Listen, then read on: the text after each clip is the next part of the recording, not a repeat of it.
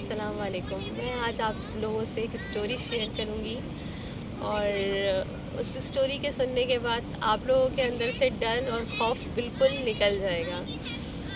तो स्टोरी कुछ ये है कि एक होता है क्रिमिनल होता है, एक थीफ होता है और उसने बहुत बड़ा जुर्म किया होता है और इतना बड़ा जुर्म किया होता है कि उस जुर्म में उसे मौत तक की सज़ा सुनाई जाती है। तो उसे बादशाह के सामने पकड़ा जाता है और उसे बादशाह के सामने पेश किया जाता है। तो बादशाह जो है वो उसकी जुर्म सुनता है और उसकी उस सज़ा से वो राज़ी होता है कि उसे मौत की सज़ा मिलनी चाहिए। फांसी का फंदा एक तरफ तैयार होता है और जो है वो उसकी प्रिपरेशन हो चुकी होती है, मगर बादशाह जो है वो उसे कहता है कि मैं तुम्हें मौत की सज़ा देने से पहले तुम्हारे पास दो ऑप्शन रखता हूँ।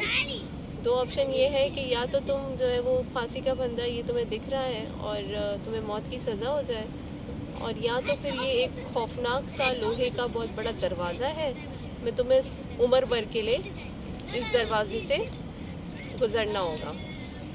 और उस दरवाजे से पार जो है वो मीन्स कुछ भी हो सकता है कि कोई खौफनाक जानवर हो और कुछ भी हो।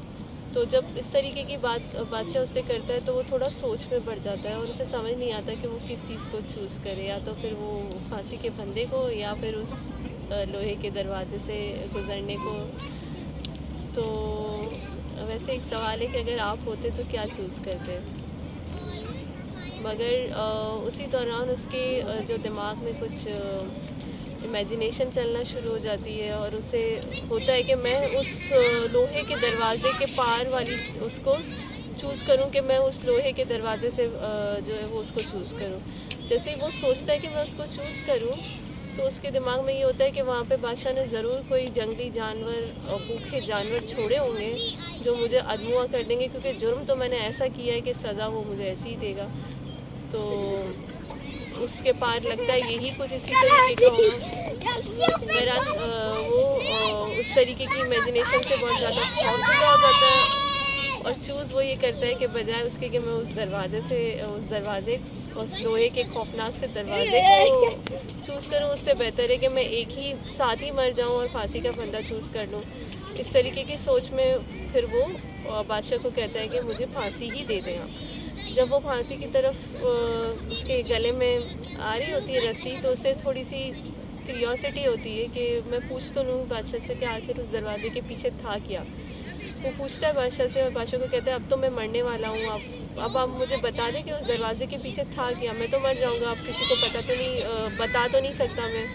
तो बादशाह से कहते हैं कि ये जो होता है जब भी फांसी की सज़ा किसी को देने का हम फैसला करते हैं तो मैं हमेशा दो ऑप्शन देता हूँ, चाहे तो वो एक दरवाजे को जो खौफनाक सा लोहे का दरवाज़ा है उसको चूज़ कर ले, या फिर ये फांसी के फंदे को। और इसमें से तकरीबन सभी लोगों ने फांसी के फंदे को चूज़ किया। तो उसे और क्यूरियोसिटी बढ़ जाती है कि जब बादशाह को रिक्वेस्ट करता है कि आप मुझे बता दें कि आखिर उस दरवाजे के पीछे था क्या। तो वो बादशाह से कहता है आओ तुम्हें मैं लेके चलता हूँ उस दरवाजे के पीछे क्या था। जैसे ही बादशाह वो दरवाज़ा खोलता है उसके आगे जो है वो बिल्कुल आज़ादी होती है, फ्रीडम होता है। बादशाह कहता है कि अगर तुम उस दरवाजे को चूज़ करते तो तुम्हें मैं फ्री कर देता, तुम्हारे हाथ में फ्रीडम आ जाती, तुम आज़ाद हो जाते।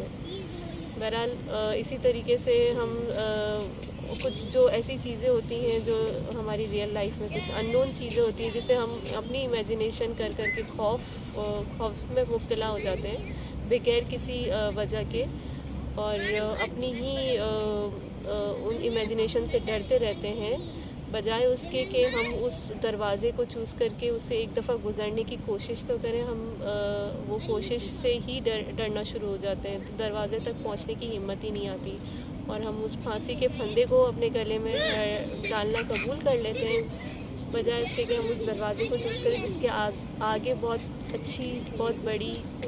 बड़ी खुशी शामिल होती है, आज़ादी शामिल होती है। तो बस आज की वीडियो इतनी थी।